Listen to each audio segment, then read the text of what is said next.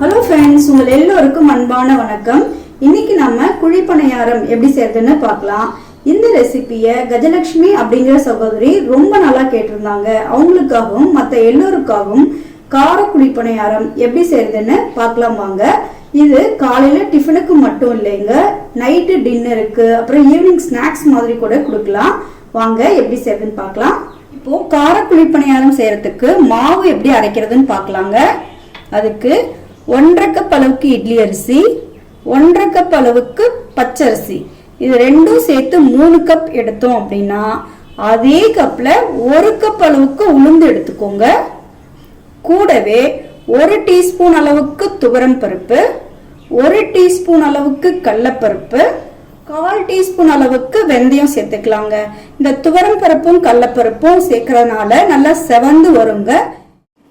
இப்போ இது எல்லாத்தையும் ஒன்னா சேர்த்து நல்லா கழுவி எடுத்துக்கோங்க. கழுவிட்டு ஒரு 6 மணி நேரம் தண்ணியில ஊற வச்சு அந்த தண்ணியோடயே சேர்த்து கரகரப்பா மாவை அரைச்சு எடுத்துக்கலாங்க.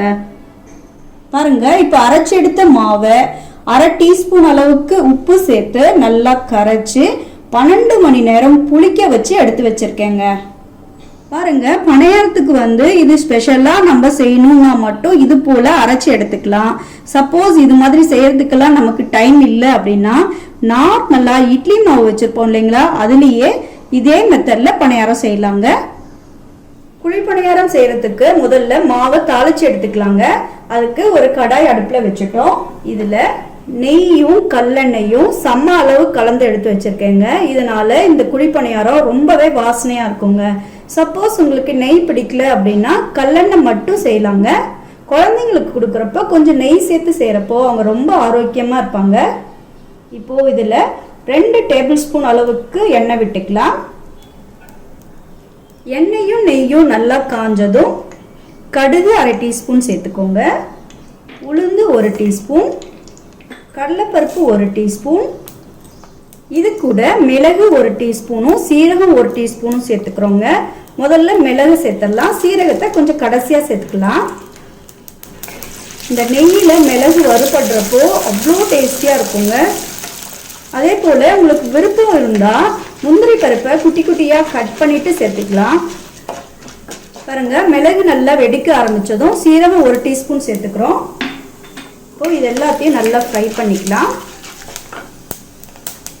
இது கூட ஒரு கொத்து கருவேப்பிலையை குட்டி குட்டியா கட் பண்ணி வச்சிருக்கோம், அதையும் சேர்த்துக்கலாம். 2 பச்சை மிளகாயை கட் பண்ணி வச்சிருக்கோம், அதை சேர்த்துக்கலாம். கூடவே 2 பெரிய வெங்காயத்தை கட் பண்ணி வச்சிருக்கோம், அதையும் சேர்த்துக்கலாம். கேரட் ஒரு 1/2 எடுத்திருக்கேன், அதையும் சேர்த்துக்கலாம். 3 டேபிள் ஸ்பூன் அளவுக்கு தேங்காயை இது போல குட்டி குட்டியா கட் பண்ணி வச்சிருக்கோம், அதையும் சேர்த்துக்கலாம். இந்த மாதிரி குழந்தைங்களுக்கு செய்து கொடுத்தா ரொம்பவே விரும்பி சாப்பிடுவாங்க. இப்போ இது எல்லாத்தையும் நல்லா எண்ணெயில 1 நிமிஷம் வதக்கி விட்டுக்கலாங்க. பாருங்க, வெங்காயத்தை இது போல கண்ணாடி பதத்துக்கு வதக்கிட்டோம். இந்த ஸ்டேஜ்ல நம்ம உப்பு சேர்த்துக்கலாங்க. கொஞ்சம் முன்னாடியே போட்டோம் அப்படின்னா வெங்காயம் கொஞ்சம் தண்ணி விட ஆரம்பிச்சிடும். இப்போ இதை சேர்த்து நல்லா ஒரு மிக்ஸ் கொடுத்துட்டு ஸ்டவ் ஆஃப் பண்ணிடலாம். இதை லைட்டா ஆற வச்சு மாவுல கலந்து எடுத்துக்கலாங்க. பாருங்க, நம்ம வதக்கி வச்ச வெங்காயம் நல்லா ஆறிடுச்சு. இப்போ இதை மாவுல கலந்துக்கலாம். இப்போ இது எல்லாத்தையும் நல்லா மிக்ஸ் பண்ணி விட்டுக்கலாம். இந்த டைம்ல உங்களுக்கு விருப்பம் இருந்தா 1/2 டீஸ்பூன் அளவுக்கு சர்க்கரை சேர்த்துக்கலாங்க. நல்லா செவந்து அழகா பணியாரம் வரும்.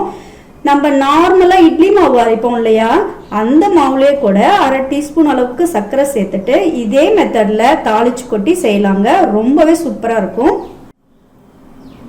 இப்போ பணியாரம் செய்ய ஸ்டார்ட் பண்ணிடலாம். பணியாரம் செய்யறதுக்காக பணியாரக்கல்ல அடுப்புல வச்சிருக்கேங்க. நம்ம இன்னைக்கு பாரம்பரியமான கல் சட்டியில பணியாரம் செய்ய போறோம். அதனால இதுல கொஞ்சம் போல எண்ணெய் விட்டுருக்கேங்க. இதை வெறும் அடுப்புல வைக்க கூடாது. இப்போ இது கூட இன்னும் கொஞ்சம் எண்ணெய் விட்டுக்கலாம். கொஞ்சம் எண்ணெய் தாராளமா விட்டுட்டா ரொம்ப நல்லா இருக்குங்க.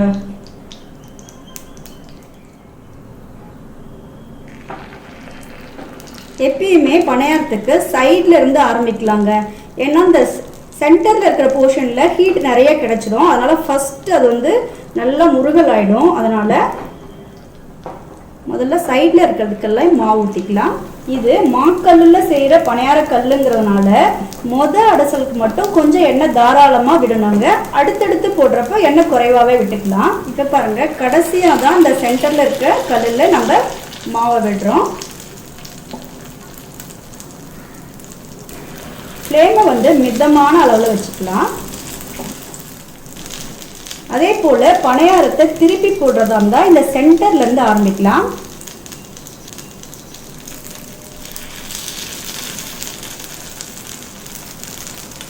பாருங்க எவ்வளோ பொன்னிறமாக வருது.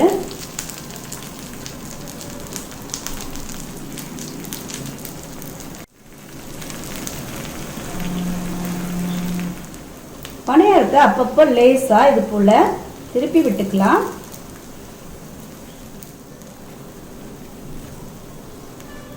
அப்புறம் இன்னொரு விஷயங்க, இந்த சென்டரில் இருக்கிற பணியாரம் சீக்கிரமாக செவந்துடும். இந்த கார்னரில் இருக்க பணியாரம் கொஞ்சம் செவக்க டைம் எடுக்கும். அப்போ நம்ம என்ன செய்யலாம், லைட்டாக இப்படி இங்கே பாருங்கள், இதை எடுத்து இது போல் இந்த இடத்துக்கு ஷிஃப்ட் பண்ணிக்கலாம். அப்போது எல்லாம் ஒரே யூனிஃபார்மாக பொன்னிறமாக வரும். அதே போல் பணியாரத்துக்கு நம்ம மாவு தனியாக அரைக்க போகிறோம்னா அதில் ஒரு முக்கியமான ஒரு விஷயம் இருக்குங்க. மாவை ரொம்ப தண்ணியாக நம்ம அரைச்சி எடுத்துடக்கூடாது. பணியாரம் அந்த ஷேப் கரெக்டாக கிடைக்காது. அதே சமயத்தில் மாவை ரொம்ப கெட்டியாக அரைச்சோம் அப்படின்னா ஹார்டாக இருக்கும். அதனால் வழக்கமாக நம்ம இட்லிக்கு மாவு எப்படி அரைப்போம் அதே அளவுக்கு அரைச்சி எடுத்துக்கலாங்க. பாருங்கள், எல்லா பக்கமும் நல்லா பொன்னிறமாயாச்சு. நம்மளோட டேஸ்டியான காரக்குழி பணியாரம் ரெடி. ஃப்ரெண்ட்ஸ் பாருங்கள், நல்லா டேஸ்டியான கிறிஸ்பியான பொன்னிறமாக காரக்குழி பணியாரம் ரெடி பண்ணிட்டோம். இது தேங்காய் சட்னி, அப்புறம் புதினா சட்னி, மல்லி சட்னியோட சாப்பிட்றதுக்கு ரொம்பவே சூப்பராக இருக்குங்க. உங்கள் எல்லோரையும் இந்த பாரம்பரியமான பணியாரம் சாப்பிட்றதுக்கு இன்வைட் பண்ணுறேன். நீங்களும் இந்த ரெசிபியை வீட்டில் ட்ரை பண்ணி பார்த்துட்டு எப்படி இருக்குன்னு கமெண்ட்டில் சொல்லுங்கள். இந்த வீடியோ உங்களுக்கு யூஸ்ஃபுல்லாக இருக்குன்னா ஞாபகமாக ஒரு லைக் கொடுங்க, மற்றவங்களுக்கும் ஷேர் பண்ணுங்கள். இதுவரைக்கும் இந்த வீடியோவை பொறுமையாக பார்த்தவங்களுக்கு ரொம்ப ரொம்ப நன்றி.